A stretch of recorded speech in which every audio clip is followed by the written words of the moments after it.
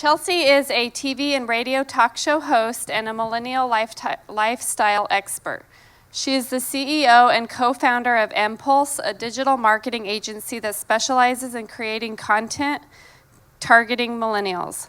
She's an accomplished speaker, published author, TV and radio show host, entrepreneur, and she's appeared on top media outlets such as The Today Show, Good Morning America, and Anderson Cooper.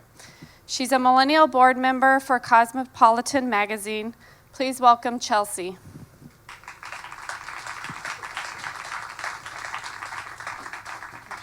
Thank you. Hi, how's everyone doing? I didn't hear a thing. How's everybody doing?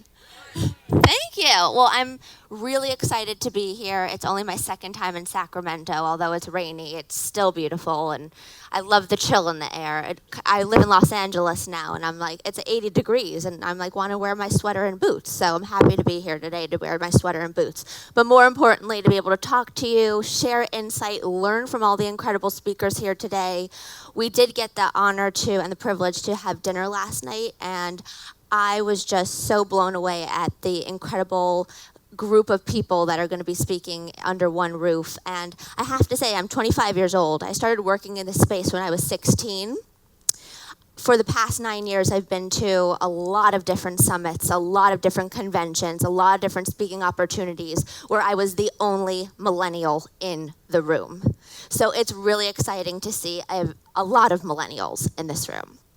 So Nick and Allie did a wonderful job of really giving a foundation to a lot of content that I do have in my presentation as well.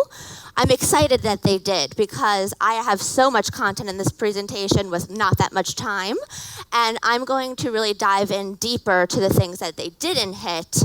And that really pertains to marketing to millennials, understanding the mindset of this generation, what marketing tactics will really have that ROI in your workplace, but also build that loyalty, community, engagement, audience with this coveted generation that really is taking over the workplace and has a lot of money to spend, although we're in a lot of debt, which really is a very confusing thing that I'm sure Stephanie will be covering later today as well. So who are millennials? We started to talk about this with Nick and Allie earlier. You know, I have to say I like to start my presentations with giving a little bit of a backstory of how I started, because I think it gives perspective on my perspective of this generation. I was 16 years old, living in southern Florida, Delray Beach, Florida, going to a great public school, Spanish River, the Sharks, and we had an amazing television production company, elective that I, was very animated about. And that propelled me to look at media and communications in a very different way. And at the time, this was back in 2007, I'm not sure if anyone remembers, but literally Nicole Richie, Lindsay Lohan, and Paris Hilton were the Kardashians. And they were all 90 pounds with white powder on their clothes and getting DUIs. And they were the epitome of the next generation. They were the definition of teenagers. And not only were they the definition of today's generation, but they were also defining women. And that didn't resonate well with me.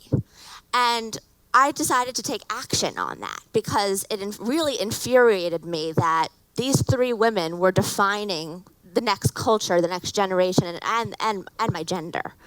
So what I did was, at the time, there was no such thing as YouTube. There was no such thing as social media. There was no such thing as having a platform to just have the ability to voice your opinion. There was radio, and there was television, and then there was print. So I put together a radio talk show treatment, and I walked into Palm Beach Clear Channel Studios, and I sat down with Ken Harris, who was definitely in his 60s, at this very intimidating long conference table. And of course, I'm all the way over here, and he's all the way over there. And he's like, "What do you got for me, Chelsea?" I was 15 at the time. So I pitched to him my concept for Teen Talk Live, which was this platform that teenagers can come together, get excited, empower each other, talk about every single topic that you could think of that resonated with that generation, and also give us tools and access and insight to better ourselves so that the future isn't that much of a scary place, so that we can better prepare ourselves for the future ahead. He looked at me, and then he left the room. And I was like, I think that was an epic failure. But for some reason, something told me to keep sitting there. And I kept sitting there, and 15 minutes later, he came back into the room with a contract. And 3 months later was the first live show. And we did that show for 3 years, and then I started working local affiliates, national affiliates, and my first mission trip to Africa on behalf of feminine hygiene care, I brought along a CBS and Fox camera and did a 4-part docu-series of really educating these women in underprivileged areas of how a feminine hygiene product could allow them to go to school, get a degree, provide for their family. Something that we all walk into a grocery store or a convenience store and we walk down an aisle of sanitary hygiene products and, pick your brand and you go about your day. And I couldn't believe the ripple effect that a sanitary hygiene product could have on women that we take for granted, I think, here in the States every time we use one. So that then led me to being tapped by Kotex to be their millennial spokesperson for the You by Kotex brand. For all the men in the room, you're probably like, what is she talking about? For all the women in the room, it's the black box on the shelf next to all the pink and blue ones. And that led me into the branding space, the marketing space. So at 18, from concept to creation, I was a part of building that brand and a part of marketing and the media aspect behind it. So my experience of being a millennial lifestyle expert is the fact that I am a millennial. I've worked within this generation before the term millennial existed. I have crowdsourced this generation every single day for the past 8 years. I have my ear to what it is that we need, want, and value, and that's where I infuse into this presentation and hope to give you insight on as we click through some slides, because there are key tactics today that will resonate with this generation, 18 to 35-year-olds, that if we don't start implementing, we will become irrelevant. So lazy, entitled, narcissistic, terms that Tammy, definitely did call out for this generation. And as you can imagine, starting my career at 16, everybody looked at me like I was lazy, entitled, and narcissistic. And of course, because I wanted a platform, that made me even more narcissistic. I've been on a mission for the past 9 years to change that word entitled to entrepreneurial. Because this generation truly is a generation unlike any generation that's ever lived on this planet. We have resources now that didn't exist then. We have the ability to create and define and pioneer and innovate because of technology that we didn't have in the past. And Etsy was a perfect example. Somebody who can have their 9-to-5 job could still have a side hustle on an Etsy shop and monetize their passion. So these are the things that millennials do really have the ability to do that, of course, is going to make us different than generations before. And it's really understanding the mindset of this generation so that we can all really market to them effectively. Combined spending power, we did touch on that in the past generation. I'm going to let Stephanie talk about money. It is her thing. So I'm going right into marketing. Hello? Okay. So the challenges in marketing to millennials, I'm sure all of you are scratching your heads at times of what gets their attention, right? We are compulsive multitaskers. We are hyper-connected, a very short attention span. We're an incredibly diverse generation, and we really know how to find the discounts.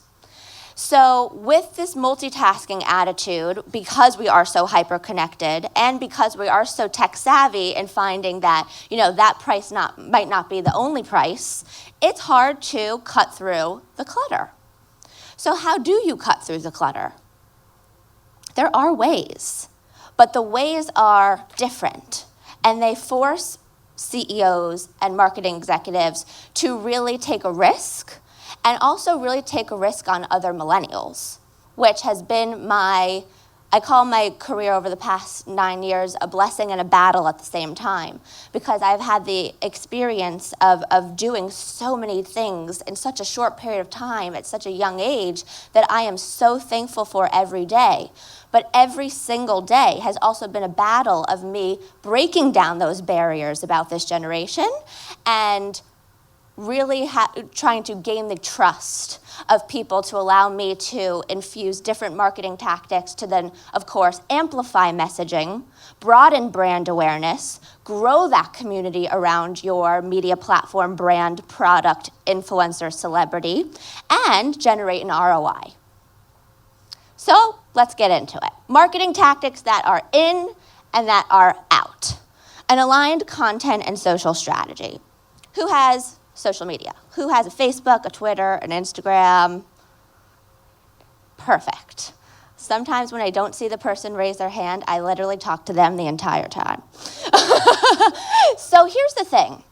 Content and social are so incredibly important, especially for this generation, being that millennials aren't necessarily listening to the radio. They aren't necessarily watching television. We are so bombarded with advertisements every day that sometimes we don't even see it. So we have to create content tailored to this generation's objectives so that it appeals to them. And the content and the social have to go hand in hand. Why? Because if you just create a piece of content and throw it up there, how are you going to get the eyeballs on that content? That social strategy is reinforcing the content. So when I, 2 years ago, decided to do my next venture and launch The Impulse, which is a full-service digital marketing production company, which we have a lot of social services and create content in-house, when working for Cosmopolitan, when working for some other more traditional brands, the content editorial side was on one side of the building and the social digital side was on the other side of the building. They had no idea what each other was doing. They did not work together, and that's why they were struggling to ultimately generate sales, ultimately generate readers. This has to be thought symbiotically today, because the reality is that over 70% of millennials get their information via social media. I don't know what I would do without breaking news notifications today. Influencer alignment. Does everyone know what an influencer is, or the definition of an influencer? Raise your hand if you do. I always like to talk about influencers because, again, when talking about marketing to millennials, the difference in media today, influencers are it. So I like to use this comparison. Back in the day, on the Today Show, you had Matt Lauer and Katie Couric. You had Oprah. You have Barbara Walters, Dick Clark. But today, we don't look to those people as influencers. We look at them as reporters on a mainstream outlet, a national syndicated show. Influencers are the people every day that have created a community in the social space that have a certain expertise, whether it's finances, millennials, politics, environment, food, fitness, fashion, you name it. There are influencers in every space that have generated very loyal and engaged communities that can create content around a product, a brand, and a message, and articulate it in their own branded voice, disseminate it through their social channels, which ultimately benefit the brand or product that tapped that influencer. And we're going to get more into influencers as we go through the presentation, but I think influencers are today's definition of reporters. Back in the day, we looked at the reporters, they got the news feeds, they read it off the teleprompter, and that's what we learned every day. Influencers are the people that are disseminating the most content throughout the social space that we're actually digesting the most. And to Nick's point, where we're 95% more likely to trust our friends' review, our friends are our influencers. So influencers, I have it in comparison to celebrity endorsements. We're over celebrity endorsements. Okay, let's move on to spam invitations and promotions. So, we talked about inviting millennials in, right? Yes, millennials should be at the table. They shouldn't be on the outskirts of the conference room. They should be they should be part of the leadership community. But millennials are savvy to know that if everyone's being invited, how does that make them special? Now, this could feed into the entitlement generation, that stigma around it. But that's where understanding the different communities within the generation and the different influencer groups, you can't blanket market to the millennial generation. I think that's the biggest misconception that we have today. We are 80 million people strong in the US alone. You cannot blanket 80 million people in 3 stereotypes: lazy, entitled, narcissistic. We are the most diverse generation on the planet. We have so many sub-communities within this generation because of social media. So when marketing your message, media, politics, environment, food, fitness, you have to find the right community within the social space to activate. And that's how you're going to really see a return on the objective that you have. User-generated content. Anyone know what user-generated content really is? I always ask, because not to sound belittling, just so that I can make sure that I can, not talk over and really explain definitions. So user-generated content, UGC, is every publicist's best friend or worst enemy.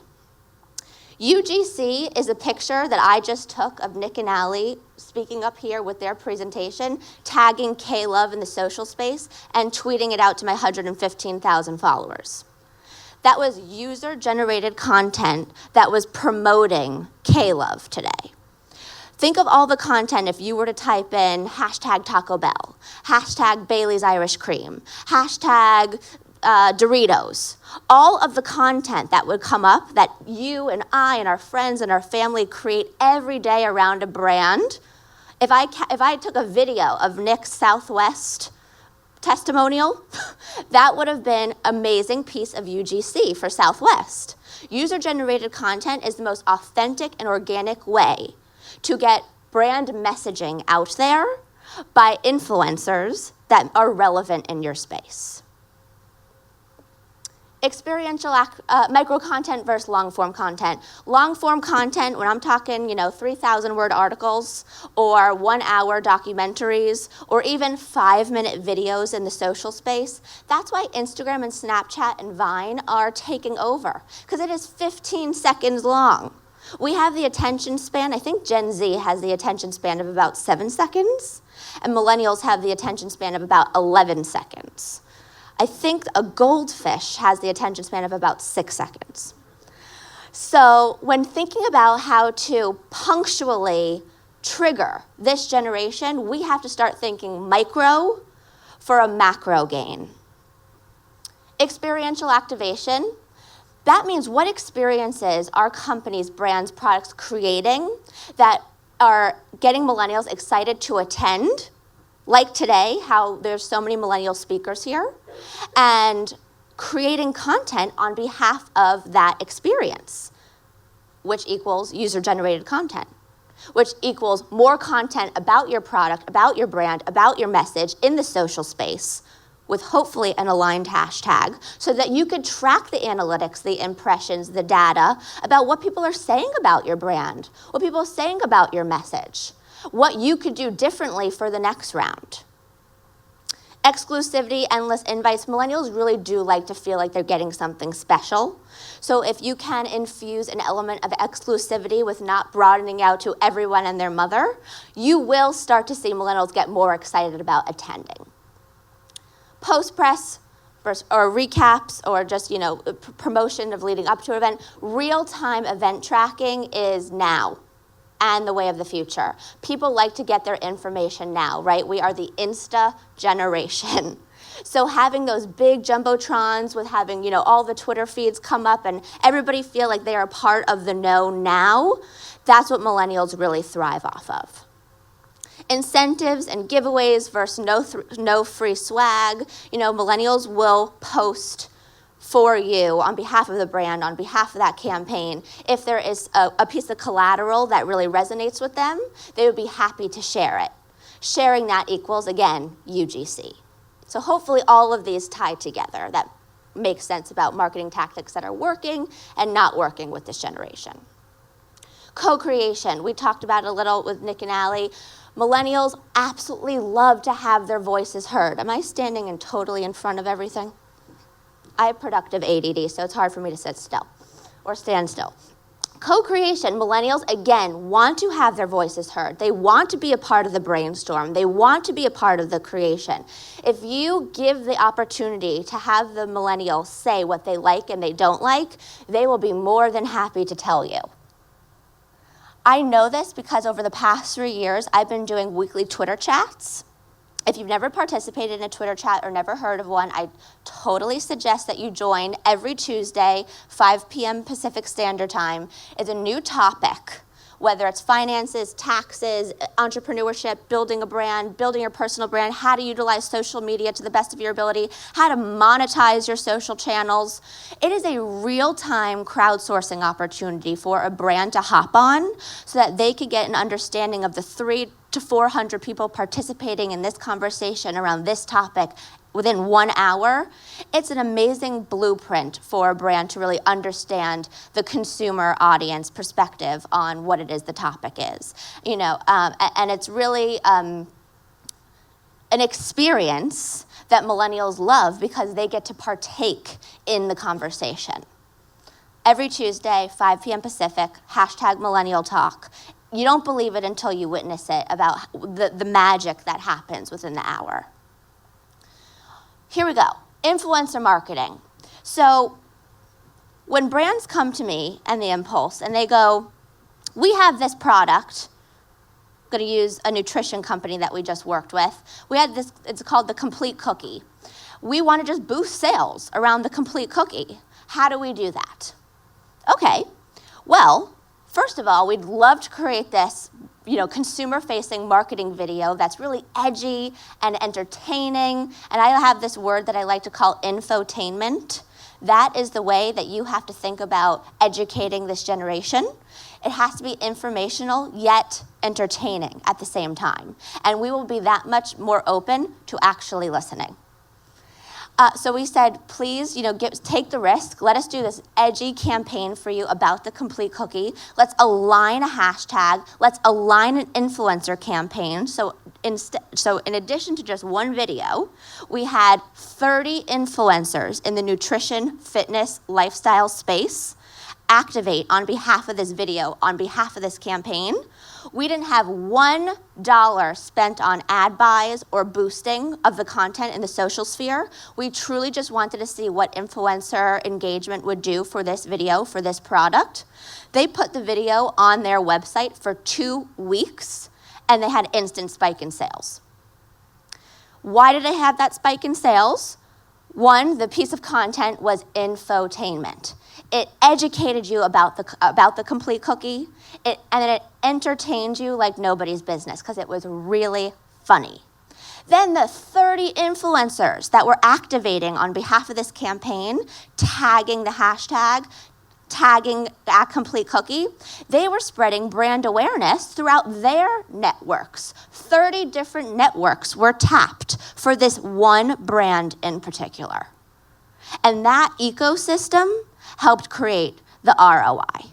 And that is marketing of today and for the future, especially to appeal to that millennial demo. And this slide really proves from this survey that 50% of sales and 50% of influencer marketing does really help sales and leads.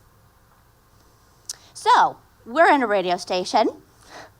Anybody know these 2 videos in particular? I'm single ladies. He's my favorite person on the planet. So UGC, user-generated content, how could that be beneficial to music in particular? How can influencer alignment be beneficial to music in particular? These are 2 wonderful examples. So this is a friend of the Impulse. His name's Bart Baker. He is a stellar influencer with a subscriber base of millions and millions and millions. And what Bart has become so famous for is creating these hilarious parodies around trending music at that time. So not only is he spreading awareness about the song, and this one in particular was Justin Bieber, but he's also engaging the audience to get them involved in the parody, involved in the music, and then his millions of subscribers are hearing the song just in Bart Baker's way. He is a huge influencer in the music space that drives tons of awareness around songs and artists. Now, you also have my friend over here, who I don't know his name, but you gotta love him in the unitard, who wasn't necessarily an influencer, but created a piece of user-generated content in his room with no production value whatsoever, but because of the authenticity and the organic awesomeness of him and the relevance of single ladies at the time, he generated tons and tons and tons of views and more awareness on Beyonce and single ladies. So you can tap influencers in the music space, utilize them in all different ways for creating content around music, and I think, especially to keep radio relevant and alive, influencers in the music space could be utilized in so many different ways to bring attention back to a specific station, like a K-Love. So the benefits to user-generated content, tapping influencers, of course it's going to amplify awareness, it's going to bring attention to your brand, it's going to bring attention to your brand in a way that's not traditional advertising. It's going to be more in an authentic way because the influencer has created it instead of K-Love creating it or Taco Bell creating it. It could be a lot more cost effective to tap an influencer to create one piece of content or a rollout strategy of content instead of paying for a traditional commercial today, broadcast commercial.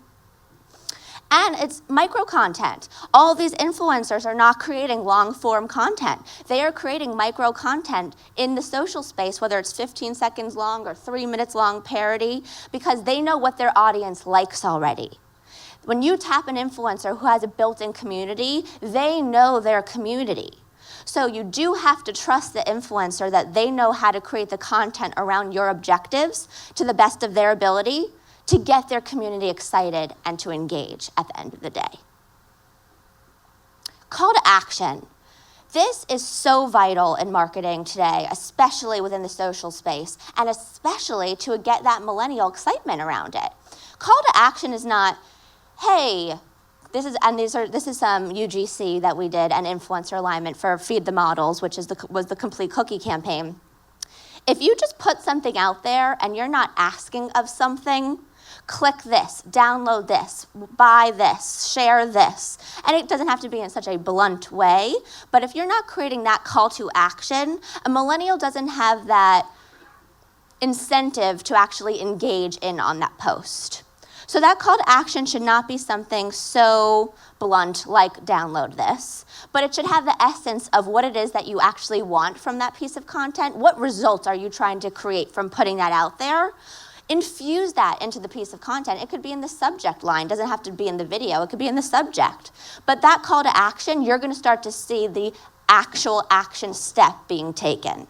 Now that we could do ad buys on Instagram and Facebook and Twitter, you could generate those call to action, if you run it to track video views, you want to see page likes, you want to see downloads, we can manipulate that on the back end with our social media strategists to help create that goal of what objective you're trying to accomplish. I love to create ads with UGC. I think that ads are so organic. You know right away when it's a traditional ad versus someone created a piece of content around a brand that they really love. And that's how you're going to see the better result. I'm probably already over time, aren't I, Cynthia? Yep, okay. Quality of influencer marketing, just over 50% said that they've actually seen better results. A lot of people are scared to trust influencers to go create content around their brand, but a lot of people, thanks to the survey, say that they've seen better results.